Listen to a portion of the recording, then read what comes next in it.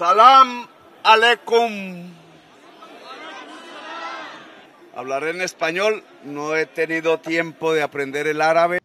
Marekani imemuondolea visa kibali cha kuingia nchini Marekani Rais wa Colombia Gustavo Petro baada ya kiongozi huyo kushiriki maandamano ya kuunga mkono taifa la Palestina mjini New York na kutoa kauli ya kuwashawishi wanajeshi wa Marekani waache kutii kauli ya rais wa nchi hiyo Donald Trump na badala yake waweke ubinadamu mbele.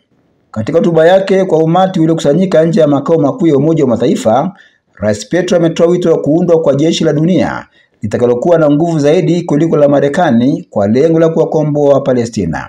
Awali akihutubia Baraza Kuu la Umoja wa Mataifa, rais huyo wa Colombia amemshtumu Rais Donald Trump na kumtaja kuwa mshiriki wa mauaji ya kimbari huko Gaza na kuitaka dunia kuanzisha mashtaka ya jinai dhidi ya matumizi ya makombora ya Marekani kwenye boti zinazoshukiwa kubeba dawa za kulevya katika bahari ya Caribbean. Wakati huo waziri mkuu wa Israel Benjamin Netanyahu amelaani mataifa ya magharibi kwa kuunga mkono taifa la Palestina, akidai hatua hiyo ni sawa na kutuma ujumbe wa kuwaua Wayahudi.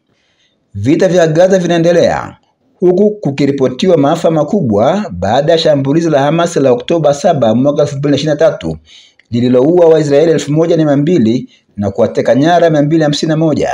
Mashambulizi ya kijeshi ya Israel yamesababisha vifo vya zaidi ya Wapalestina 65,000 na kulazimisha wakazi wa ukanda wa Gaza kuyahama makazi yao wakikimbia mabomu yanayodondoshwa na ndege za kivita za Israel.